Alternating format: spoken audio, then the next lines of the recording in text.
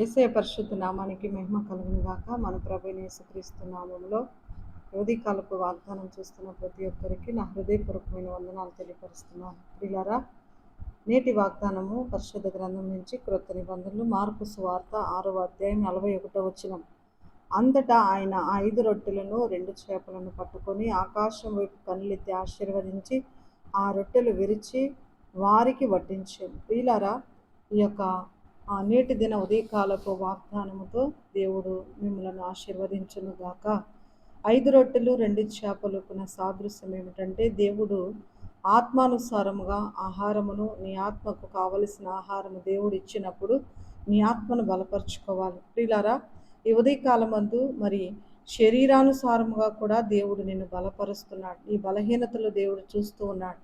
5 రొట్టెలు 2 చేపలను దేవుడు ఆశీర్వదించిన రీతిగా దేవుడు నీ కుటుంబాన్ని ఆశీర్వదించబోతున్నాడు. ఎందుకంటే ఈ ప్రియులారా, ఈ ఉదయకాలమందు మరి ఆయన ఆకాశం వైపు కనులెత్తి కృతజ్ఞతాస్తుతులు చెల్లించి ఆ రొట్టెను విరిచి వడ్డించినప్పుడు ఎంతమంది దాన్ని స్వీకరించి ఆస్వాదించి మరి ఆహారమును భుజించారంటే 5,000 మంది దాన్ని భుజించినట్లు మనం చూస్తూ ఉన్నాం. ఆ యొక్క ఆహారమును దేవుడు ఆశీర్వదించినట్లు మనం చూస్తున్నాం.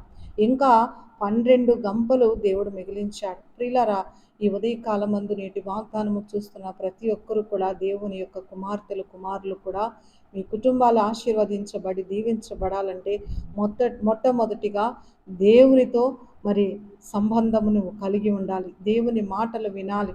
దేవుడు ఇచ్చేటువంటి ఆత్మీయ ఆహారమును స్వీకరించాలి. తద్వారా దేవుని మేలులను పొందుకోగలుగుతున్నావు. ప్రియులారా, ఈ వాక్యమును దేవుడు దీవించును గాక. మహాగణుడా, నీకు వందనాలు. ఈ ఉదయకాలమందు నీ ప్రియ బిడ్డలతో మాట్లాడిన నేటి దిన వాగ్దానమును బట్టి స్తోత్రాలు.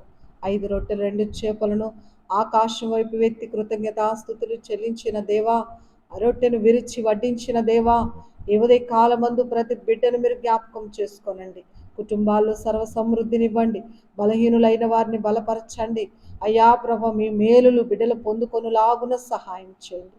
ఈ 40 దినముల సిలువ ధ్యానములో ప్రతి ఒక్కరుడు ప్రభా మీరు బలపరిచి స్థిరపరచండి నాయన. బలహీనులు కాకున్నట్లు, నీరసించిపోకున్నట్లు, సొమ్మసిల్లిపోకున్నట్లు ప్రభా, అయా నీ యందు తండ్రి భయభక్తులు కలిగిన మార్గములు నడుచుచున్న ప్రతి బిడ్డను మీరు జ్ఞాపకం చేసుకోండి.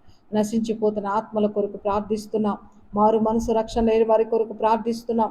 నీ సువార్తను ప్రకటిస్తున్న సేవకుల కొరకు ప్రార్థిస్తున్నాం. సంఘముల కొరకు ప్రార్థిస్తున్నాం. మీరు ఎక్కల చాటును భద్రపరిచి ముందుకు నడిపించమని మా ప్రభును మా రక్షకుడు మీ ప్రియ కుమారుడైన యేసు నామములో ప్రార్థించి బ్రతిమాలు అడిగి వేడుకుంటున్నాము తండ్రి. ఆమెన్. ప్రభుకి మహిమ కలుగును గాక. దేవుడు మిమ్మల్ని దీవించి ఆశీర్వదించును గాక. ఆమెన్.